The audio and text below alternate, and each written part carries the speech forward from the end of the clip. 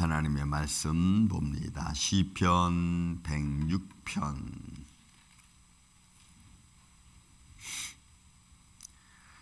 오늘은 8절부터 시편 106편 8절부터 14절까지 있는 말씀을 교독하겠습니다. 시편 106편 8절부터 14절까지. 그러나 여호와께서는 자기의 이름을 위하여 그들을 구원하셨으니 그의 큰 능력을 만인이 알게 하려 하심이로다.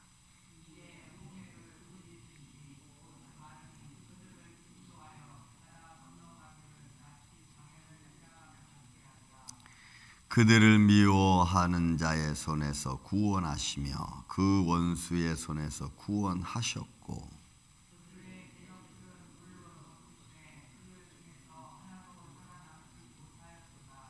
이에 그들이 그의 말씀을 믿고 그를 찬양하는 노래를 불렀도다.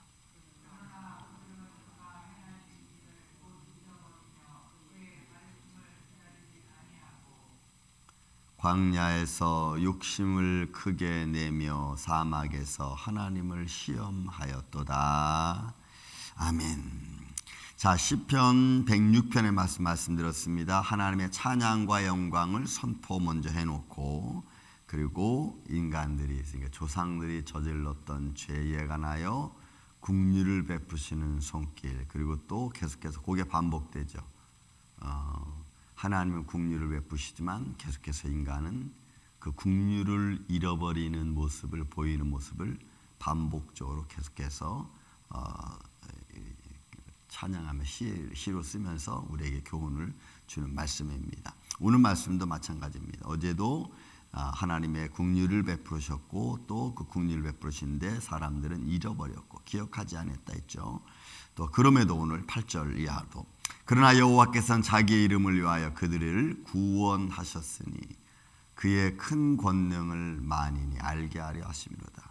그러니까 그들이 애굽에서 있을 때에 주신 하나님의 기적과 표적의 의미를 잃어버렸습니다. 기억하지 못했어요.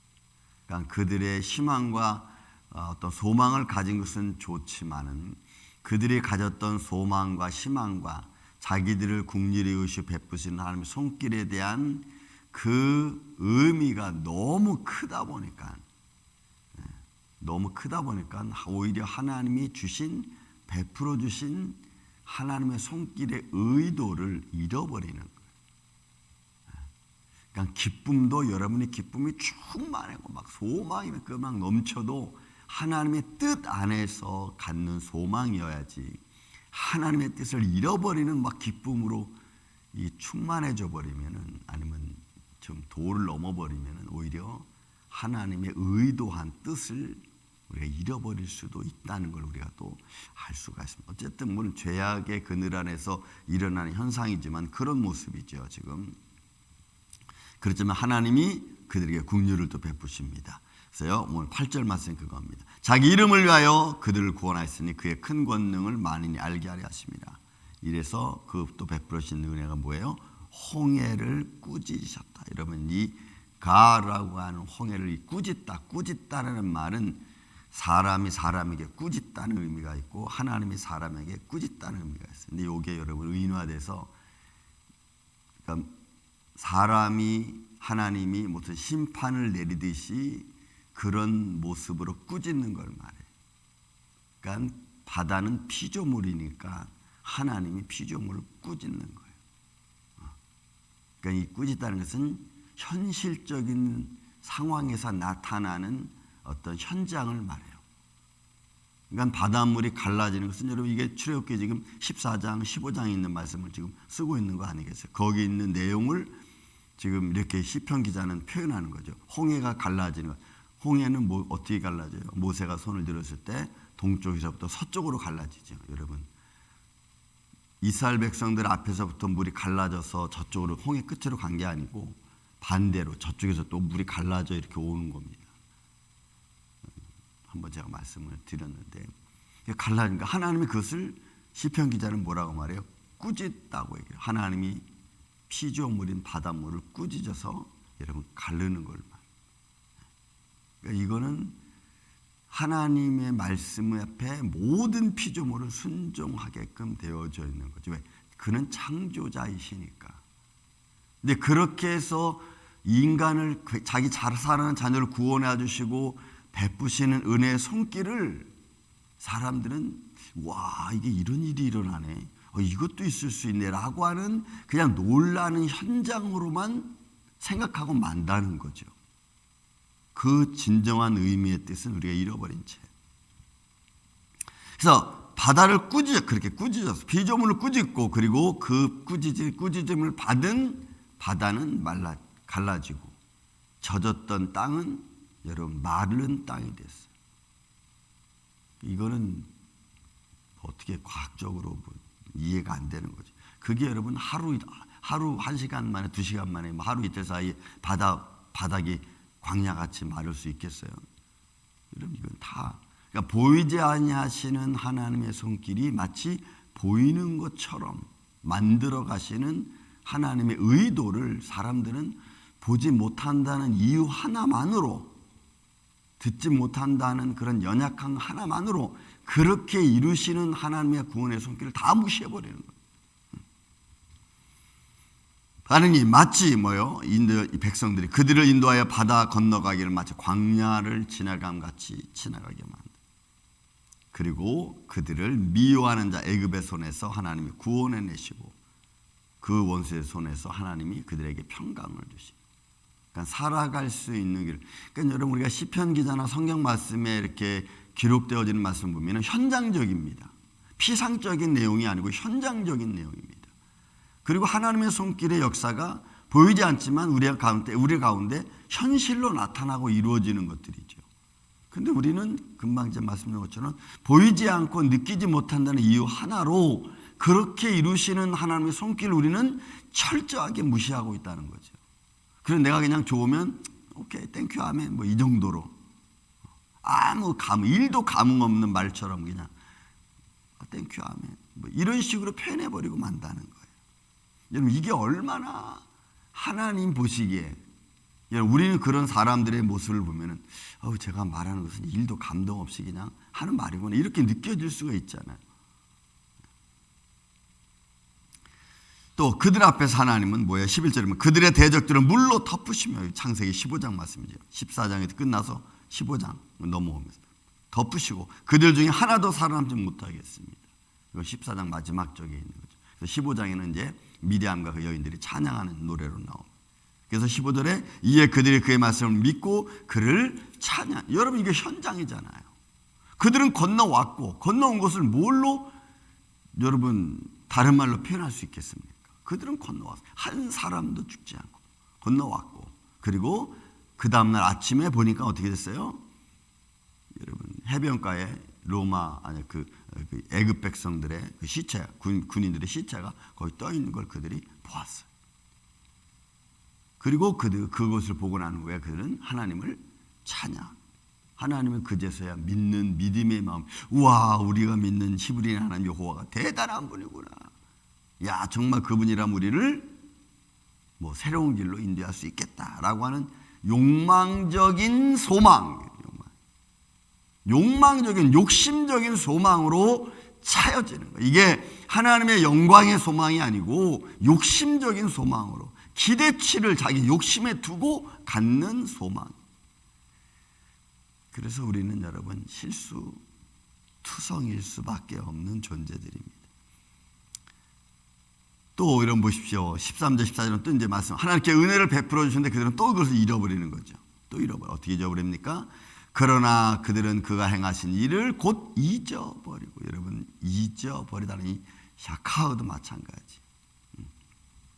이거는 뭘 잊어버리는 거냐면 하나님과 인간 사이의 관계성, 하나님과 인간과의 맺어진 하나님의 구원의 손길과 이런 관계를 잃어버리는 거예요.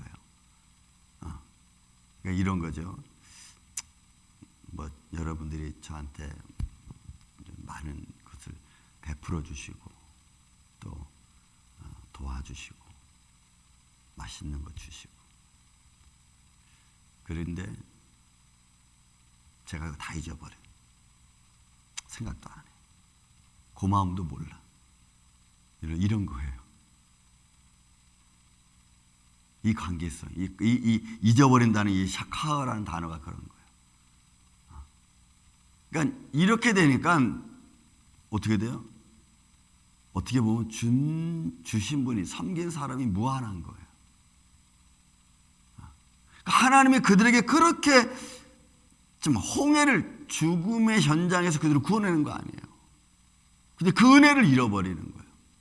그 망각해버리는 거예요. 이게 잊는다는 말이에요. 사카. 하나님과 인간과의 관계성을 잃어버리는 거예요. 그러면 뭔 의미가 있어요, 거기에? 무슨 사랑의 관계가 있고, 무슨 정이라는 관계가 있을 수 있겠어요?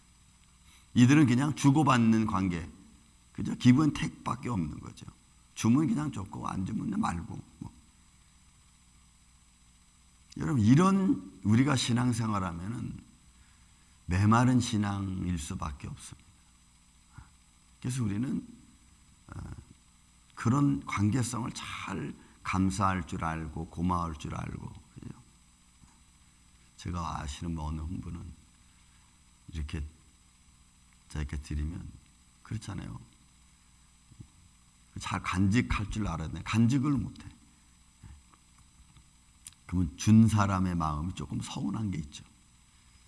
이런 그뿐만이 아닙니다, 여러분. 그의 가르침을 기다리지 아니하고. 근데 여러분, 이 단어 13절에 있는 말씀이 너무 중요한 의미를 또 가지고 있는 게 뭐냐면, 하나님의 은혜를 잃어버리면요, 이게 어떤 의도를 가지고 있는 거냐면 하나님을 모르는 자의 마음처럼 잃어버린 걸로 돼 있어요. 이게 의미가. 야, 그러니까 이 부정사 말 한마디 한마디를 왜 여기 이런 부정사를 썼는 걸 가만히 생각해 보면, 이 하나님과 인간의 관계를 잊어버린다는 것은 결국은 사단이 하나님을 모르는 거, 잃어버린 거와 똑같아요. 이런 사단이 그렇잖아요. 자기를 창조하신 하나님 앞에 교만에 행한 거 아니에요. 의도가 거기에 있어요. 그러니까 말씀에 이렇게 초점의 일관성을 쭉 보면 다 하나님을 잃어버린다는 그 근원의 시점을 마귀에게 두고 있어요. 그러니까 이 13절의 말씀이 굉장히 무서운 말씀이에요. 사실은 그들은 그가 하나님이 행하신 일을 잊어버렸다. 결국은 사단이 자기 창조, 자기를 만드신 하나님, 조물주를, 하나님을 여러분 교만하게 해서 배반하는 것과 똑같은 거예요. 이게 가르침을 그다음에 기다리지도 않은 겁니다. 그리고 그들의 행위는 어떻게 해요? 그들의 마음이 13절에 있다면 그들의 행위는 14절에 있죠. 광야에서 욕심을 크게 내며 사막에서 하나님을 시험하지. 이러면 시험, 나싹. 이것은 잘못 행하도록 만드는 유혹입니다. 이게 충동하는 말이에요. 충동하는 말. 잘못 행하도록. 그러니까 하나님을 시험했다는 것은 결국은 하나님이 하신 일을 부정할 뿐만이 아니고 거기에 대하여 내가 잘못 행동하는 것을 말해요. 그러니까 여러분, 우리가 신앙생활하면서 이런 기본적인 내용들을 잘 우리가 알면은 살아계신 하나님을 믿는다는 그 믿음의 기반이 얼마나 중요한 요소를 가지고 있는지를 우리는 알 수가 있어요. 그래서 살아계신 하나님을 믿는다고 할 때 우리가 그 믿음은 흔들릴 수가 없는 거예요. 흔들려서도 안 되는 거고. 근데 우리는 소망이라고 하는 그러니까 유혹적인 소망입니다. 형통이라고 하는 욕심, 그죠? 우리는 그런 것을 가지고 자꾸 하나님을 시험하는 거죠. 그건 결국 말씀을 가만히 있다 보면, 제가 공부하면서 교수님하고 얘기하면서 그 교수님이 하신 말씀이 있어요. 인간은 그냥 가만히 있으면 됩니다. 인간은 뭘 하려고 그러면 하는 것 자체가 하나님을 시험하는 겁니다. 전 그 말이 이렇게 이해가 돼요. 말씀을 읽으면 읽을수록 우리가 할 수 있는 것은 잘했든 못했든 하나님 감사와 하나님 도와주세요 라는 말 두 단어밖에 할 게 없어요. 하나님 도와주세요. 하나님 감사합니다. 네, 그것이 우리가 행할 수 있는 모습이 아닐까 싶어요. 여러분, 우리가 2024년도를 마감 짓고 또 2025년 참 빨리 지나가는 세월 속에서 하나님을 향한 끝없는 감사, 하나님을 향한 끝없는 우리의 이 아름다운 주님을 사랑한다는 표현의 모습과 삶의 모습이 하나님 앞에 연락되고, 또 하나님은 그런 연약한 우리들을 보면서 한없는 긍휼을 베풀어진 그 안에서 평강을 누리고 소망을 누리는 그런 축복 가운데 살아가는 이 아침에 저와 여러분 되시기를 예수님의 이름으로 축원을 드립니다. 사랑과 은혜가 많으신 아버지 하나님 감사합니다. 우리가 한 날 한 날 살아가는 삶의 과정 속에서 우리가 할 수 있는 것 주님 감사합니다. 많은 이들을 통해서 도움을 받을 수 있도록 인도해주신 것 하나님 감사합니다. 또 도울 수 있는 마음 가질 수 있는 것도 주님 감사합니다. 주님의 손길이 우리가 알지 못하는 곳에서 오늘도 우리 교회와 또 사는 성도를 향하여 수많은 기적과 표적을 이루어 주시는 것 주님 감사합니다. 주님의 영광만 나타나게 하여 주시옵소서. 하나님의 영광을 가리는 모든 어둠의 세력은 예수 이름으로 물리쳐 주옵시고, 하나님의 영광과 축복이 사는 가정과 심령후에 충만히 임하게 하여 주시옵소서. 주님 감사합니다. 오늘 하루도 복된 하루 되게 하여 주시고, 또 거룩한 주일을 잘 믿음으로 준비할 수 있는 우리의 인생 삶 되게 하여 주시옵기를 원하오며 사랑이 많으신 예수님의 이름으로 기도하옵나이다. 아멘.